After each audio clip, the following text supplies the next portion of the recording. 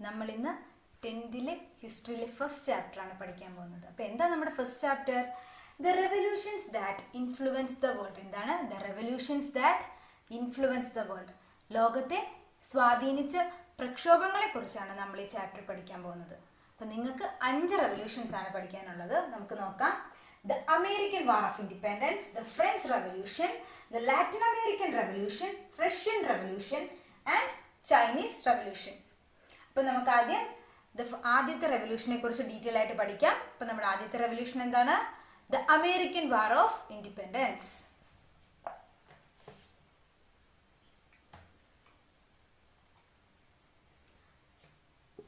അപ്പം The American War of Independence-നെ കുറിച്ച് പറയുമ്പോൾ എനിക്ക് ആദ്യമായിട്ട് പറയേണ്ടത് ഒരു സ്ലോഗനാണ്. എന്താണ് ആ സ്ലോഗൻ? നോക്കാം.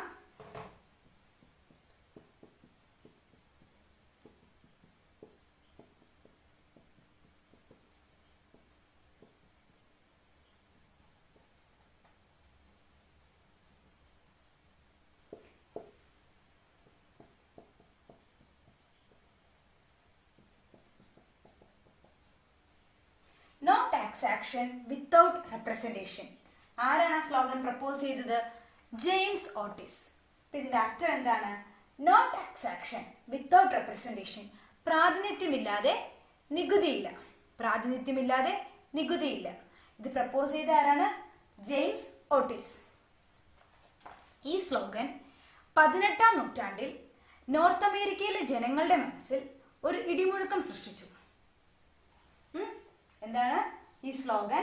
18ാം നൂറ്റാണ്ടിൽ നോർത്ത് അമേരിക്കയിലുള്ള ജനങ്ങളുടെ മനസ്സിൽ ഇടിമുഴക്കം സൃഷ്ടിച്ചു. ഈ സ്ലോഗൻ എന്ന് പറയുന്നത് ഒരു പവർഫുൾ അജിറ്റേഷന്റെ, ഒരു വലിയ പ്രക്ഷോഭത്തിന്റെ ഭാഗമായി മാറി.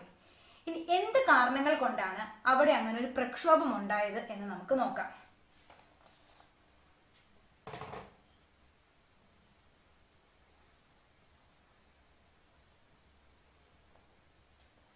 പതിനാറാം നൂറ്റാണ്ട്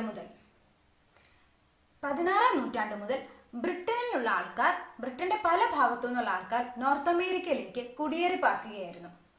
അവരിങ്ങനെ നോർത്ത് അമേരിക്കയിലേക്ക് കുടിയേറി പാർക്കാനുള്ള പ്രധാന കാരണം നോർത്ത് അമേരിക്കയിലെ റിസോഴ്സുകളെല്ലാം നശിപ്പിക്കാൻ വേണ്ടിയായിരുന്നു.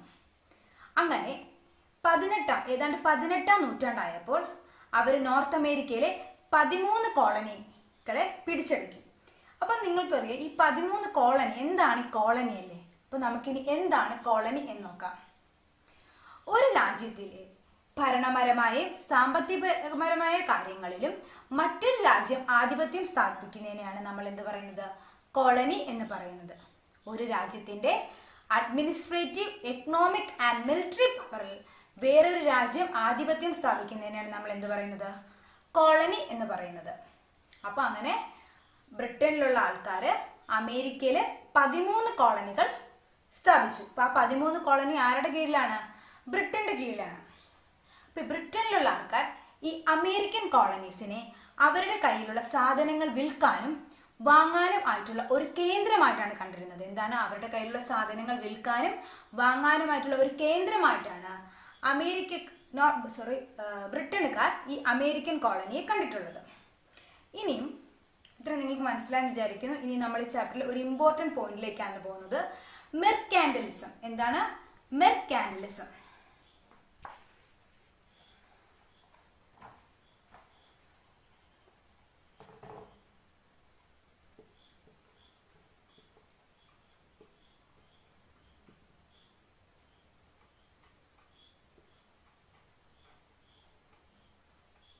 ഇതാണ് മെർക്കാന്റലിസം. മെർക്കാന്റലിസം എന്ന് പറഞ്ഞാൽ ബ്രിട്ടീഷ് വ്യാപാരികൾ ഈ കോളനിയുടെ സഹായത്തോടു കൂടി അമേരിക്കയിൽ കുറച്ച് റൂൾസ് ആൻഡ് റെഗുലേഷൻസ് കൊണ്ടുവന്നു.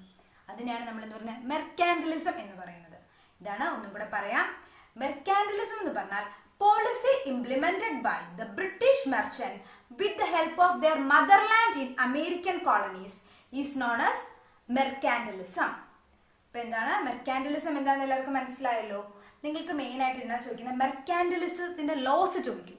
നമുക്ക് 5 ലോസ് ആണുള്ളത്. ഇനി നമുക്ക് ആ 5 ലോസ് ഡീറ്റെയിൽ ആയിട്ട് നോക്കാം. അപ്പൊ എല്ലാവരും ടെക്സ്റ്റിൽ ഒന്ന് ശ്രദ്ധിക്കണേ. 5 ലോസ് ഞാൻ എന്താണെന്ന് എക്സ്പ്ലെയിൻ ചെയ്തു തരാം. ഇപ്പൊ എല്ലാവരെങ്കിലും ടെക്സ്റ്റ് ഉണ്ടല്ലോ, ടെക്സ്റ്റിൽ ഒന്ന് നോക്കിക്കോ. ഒന്നാമത്തത്, അപ്പൊ നമുക്ക് മെർക്കാന്റലിസ്റ്റ് ലോസിനെ കുറിച്ചാണ് ഇനി നോക്കാൻ പോകുന്നത്. അപ്പൊ ഒന്നാമത്തെ ലോ എന്താന്ന് പറയാം. The goods to and from the colonies must be carried out only in British ships or ships built in the British colonies. എന്താ പറയുന്നേ? അവർക്ക് ഗുഡ്സ് അങ്ങോട്ടും ഇങ്ങോട്ടും എക്സ്പോർട്ടോ ഇമ്പോർട്ടോ ചെയ്യണമെങ്കിൽ ആരുടെ ഷിപ്പിൽ വേണം? ഒന്നില്ലെങ്കിൽ ബ്രിട്ടീഷ് ഷിപ്പിൽ വേണം, അല്ലെങ്കിൽ അവിടുത്തെ അമേരിക്കൻ കോളനീസിൽ ബിൽഡ് ചെയ്ത ഷിപ്പിൽ വേണം സാധനങ്ങൾ അങ്ങോട്ടും ഇങ്ങോട്ടും ട്രാൻസ്പോർട്ട് ചെയ്യാൻ. അതാണ് നമ്മളുടെ ഒന്നാമത്തെ ലോ. ഇനി രണ്ടാമത്തെ നോക്കിക്കേ. Products of the colonies like sugar, wool, cotton, tobacco etcetera could only be exported to England. ഇംഗ്ലണ്ടിലേക്ക് എന്ന് വെച്ചാൽ ഇംഗ്ലണ്ടിലേക്ക് എങ്ങനത്തെ പ്രൊഡക്ട്സ് ആണ് എക്സ്പോർട്ട് ചെയ്യേണ്ടത്? കോളനീസിലെ ഷുഗർ, വൂൾ, കോട്ടൺ, ടൊബാക്കോ അതുപോലെയുള്ള സാധനങ്ങളാണ്, അതുപോലെയുള്ള പ്രൊഡക്ട്സ് ആണ് ഇങ്ങോട്ട് ഇംഗ്ലണ്ടിലേക്ക്. അതുപോലെയുള്ള പ്രൊഡക്ട്സ് മാത്രമേ എക്സ്പോർട്ട് ചെയ്യാൻ പാടുള്ളൂ. മൂന്നാമത്തത്, British stamp must be affixed on the legal documents, newspaper, pamphlets and license. British stamp affix ചെയ്യണം എന്തിലൊക്കെയാണ്? ഏതെങ്കിലും ലീഗൽ ഡോക്യുമെന്റ്സ് ഉണ്ടോ, ന്യൂസ് പേപ്പർ, അതുപോലെ പാംലെറ്റ്സ് ലഘുരേഖകൾ, അതിലൊക്കെ ഏത് സ്റ്റാമ്പ് അഫിക്സ് ചെയ്യണം? ബ്രിട്ടീഷ് സ്റ്റാമ്പ് അഫിക്സ് ചെയ്യണം. ഇനി നാലാമത്തത്, colonies must provide food and quarters for British troops which were maintained in the colonies. Colonies എന്ത് പ്രൊവൈഡ് ചെയ്യണം? ബ്രിട്ടീഷ് ട്രൂപ്സ് എവിടെ നിന്ന് വരും? എന്തിനു വരും? സാധനങ്ങൾ മേടിക്കാൻ വരുന്ന ട്രൂപ്സിന് വേണ്ട താമസ സൗകര്യവും ഫുഡും എല്ലാം അറേഞ്ച് ചെയ്യണം. ഇനി അഞ്ചാമത്തത്, import tax must be paid for to import tea, glass paper etcetera. Tea, glass പേപ്പറൊക്കെ ഇമ്പോർട്ട് ചെയ്യാൻ എന്ത് ചെയ്യണം? ഇമ്പോർട്ട് ടാക്സ് കൊടുക്കണം. ഇങ്ങനെ 5 ലോകളാണ് നമ്മൾ മെർക്കാന്റലിസ്റ്റ് ലോ എന്ന് അറിയപ്പെടുന്നത്. ഇത് ഭയങ്കര ഇമ്പോർട്ടൻ്റ് ആണ് ഈ 5 ലോകളും. ഇപ്പം ഞാൻ ഒന്നും കൂടെ വായിക്കാം. ഒന്നാമത്തെ law, the goods to and from the colonies must be carried out only in British ships. Products of the colonies like sugar, wool, tobacco, etc. could not only be exported to England. British stamp must be affixed on all legal documents. Colonies must provide food and headquarters for the British troops. And the last one, import tax must be paid for import tea, glass paper etcetera. Okay, ഇതാണ് ഭയങ്കര important ആണ് ഈ American war of ഇൻഡിപെൻഡൻസിൻ്റെ. അപ്പം ഇനി നമ്മൾ ഒരു പ്രധാന ഹെഡിങ്ങിലേക്ക് തന്നെയാണ് പോകുന്നത്. പോവാം. Boston tea party.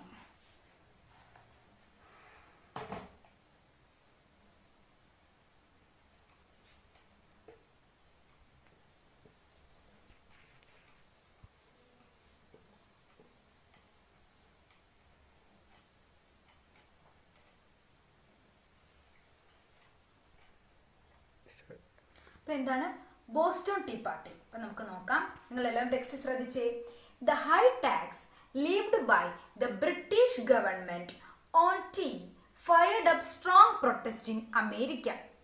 On 16 December 1773, a group of people disguised by as Red Indians boarded the ship at the night in the Boston harbor and threw 342 chests of tea into the sea, and this protest is known as Boston Tea Party. ഇതിൽ മനസ്സിലായോ? അപ്പം നമുക്ക് നോക്കാം എന്താണ് Boston tea party. ഇതാണ് British government tax, ടീയിലുള്ള tax, തേയിലയിലുള്ള tax കൂട്ടിയപ്പോൾ അത് അമേരിക്കയിൽ എന്താണ് വലിയൊരു പ്രക്ഷോഭമായി മാറി. അവരത് എങ്ങനെ എതിർത്തേ നോക്കാം. അവർ 16 December 1773 ഒരു ഗ്രൂപ്പ് ഓഫ് പീപ്പിൾ എന്താണ് റെഡ് ഇന്ത്യൻസ് ആയിട്ട് വേഷം മാറി ബോസ്റ്റോൺ ഹാർബറിലെത്തി. ഷിപ്പിൽ കയറി 342 പാക്കറ്റ്സ് ഓഫ് തേയില എടുത്ത് എവിടെ കളഞ്ഞു? സീയിൽ കളഞ്ഞു, കടലിൽ കളഞ്ഞാണ് അവരെന്താണ് ഈ പ്രൊട്ടസ്റ്റ് നടത്തിയത്. ബോസ്റ്റോൺ ഹാർബറിൽ നടന്നതായതുകൊണ്ടാണ് ഇതിന് എന്ത് പേര് വന്നത്? ബോസ്റ്റോൺ ടീ പാർട്ടി എന്ന പേര് വന്നത്. അപ്പം നിങ്ങൾക്ക് മനസ്സിലായി കാണുമെന്ന് വിശ്വസിക്കുന്നു. ഇനി നമ്മൾ ആദ്യം ഒരു സ്ലോഗൻ പറഞ്ഞല്ലേ, അതുപോലെ അമേരിക്കയിലുള്ള ജനങ്ങളുടെ മനസ്സിൽ തങ്ങൾക്കും സ്വാതന്ത്ര്യം വേണം, ഈ ബ്രിട്ടൻകാരുടെ അടിമത്തത്തിൽ നിന്ന് തങ്ങൾക്കും സ്വാതന്ത്ര്യം വേണം എന്ന് ചിന്തിപ്പിച്ച രണ്ട് തിങ്കേഴ്സിന്റെ ഐഡിയോളജീസ് ആണ് നമ്മളിപ്പോൾ ഡിസ്കസ് ചെയ്യാൻ പോകുന്നത്. ടെക്സ്റ്റിലും ശ്രദ്ധിച്ചോണേ. ആദ്യം ജോൺ ലോക്ക് എന്താ പറഞ്ഞേ നമുക്ക് നോക്കാം. Everyone has fundamental rights, no government has the right to suspend them. ഇതാണ് എല്ലാവർക്കും, എല്ലാ മനുഷ്യർക്കും എന്താണ് അവരുടേതായ മൗലിക അവകാശങ്ങളുണ്ട്. ഒരു ഗവൺമെന്റിനും അത് താൽക്കാലികമായി നിർത്തലാക്കാനുള്ള അധികാരമില്ല. ഒന്നും കൂടെ നോക്കാം. ജോൺ ലോക്ക് പറഞ്ഞ എന്താണ്? Everyone has some fundamental rights, no government has the right to suspend them. എല്ലാവർക്കും അവരുടേതായ മൗലിക അവകാശങ്ങളുണ്ട്. ഒരു ഗവൺമെന്റിനും അത് താൽക്കാലികമായി നിർത്താനുള്ള അവകാശമില്ല. ഇനിയും ഒരാളും കൂടെ പറഞ്ഞൊരു കാര്യമുണ്ട് ഇവിടെ. എന്താണ്? തോമസ് പെയിൻ പറഞ്ഞത്. ഈ പേര് നിങ്ങൾ ഒന്നും കൂടെ ഓർത്ത് വെച്ചോണേ. തോമസ് പെയിൻ പറഞ്ഞ എന്താ നോക്കാം. There is something absurd in supposing a continent be perpetually governed by a foreign power. ഒന്നുകൂടെ വായിക്കട്ടെ, ഇച്ചിരി പാടായിട്ട് തോന്നില്ലേ? There is something absurd in supposing a continent be perpetually governed by a foreign power. ഇവിടെ continent എന്ന് ഉദ്ദേശിക്കുന്നത് north അമേരിക്കയും foreign power എന്ന് പറഞ്ഞാൽ ഇംഗ്ലണ്ടാണ്. അപ്പൊ എന്താ പറഞ്ഞതെന്ന് നോക്കാം. ഒരു ഭൂഖണ്ഡത്തെ ഒരു വിദേശ ശക്തിക്ക് എപ്പോഴും അടിച്ചമർത്തി ഭരിക്കാം എന്ന് കരുതുന്നതിൽ എന്തോ അസംബന്ധമുണ്ട്. The entire continent assembles. അതെന്താണ് നമുക്ക് നോക്കാം. ദ എൻറ്റയർ കോണ്ടിനെന്റ് അസംബിൾസ് എന്താണ്? ആ കോണ്ടിനെന്റിലെ മുഴുവൻ ആൾക്കാരും അസംബിൾ ചെയ്തു. അപ്പൊ എന്താ നോക്കാം. എന്നുവെച്ചാൽ മുഴുവൻ ആൾക്കാർ അസംബിൾ ചെയ്തെന്നല്ല അതിന്റെ അർത്ഥം. നമുക്ക് നോക്കാം. The entire continent assembles.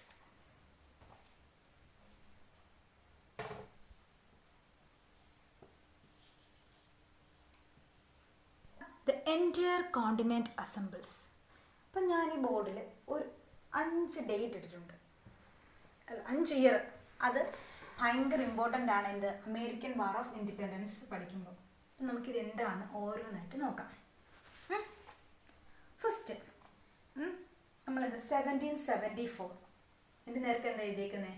First continental Congress. അപ്പം എന്താണ് ഫസ്റ്റ് കോണ്ടിനെൻ്റൽ കോൺഗ്രസ് എന്ന് നമുക്ക് ആദ്യം നോക്കാം. നിങ്ങൾ ടെക്സ്റ്റ് ശ്രദ്ധിച്ചുകൊണ്ട് ടെക്സ്റ്റ് ഒന്ന് വായിക്കാം. The delegates of all colonies except Georgia to meet at Philadelphia in 1774 to protest against the policies and rules imposed by England. It is known as First Continental Congress. ഇതിൻ്റെ അർത്ഥം പറഞ്ഞേ എന്താണ്? ഇംഗ്ലണ്ടിൽ നമ്മൾ പറഞ്ഞു അമേരിക്കയിൽ ബ്രിട്ടന്റെ അധീനതയിലുള്ള 13 കോളനീസ് ഉണ്ടല്ലേ. ആദ്യം ഇങ്ങനെ 13 കോളനീസ് ഏതൊക്കെയാണെന്ന് വായിക്കാം കേട്ടോ. അതിൽ നിങ്ങൾ പേജ് നമ്പർ 10 എടുത്തേ. അവിടെ ഒരു മാപ്പ് പോലെ ഞാൻ കാണിക്കുന്നുണ്ട്.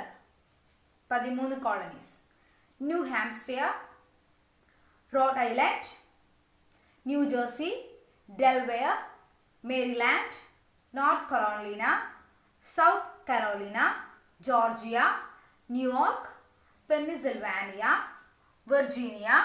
ഇങ്ങനെ എന്താണ് 13 കോളനീസ് ഉണ്ട്. ഈ കോളനീസിൻ്റെ നെയിം ഒന്നും നിങ്ങൾ കംപ്ലീറ്റ് ആയിട്ട് പഠിക്കണ്ട, പക്ഷെ ഒന്ന് 2-3 വട്ടം വായിച്ചിരിക്കണം.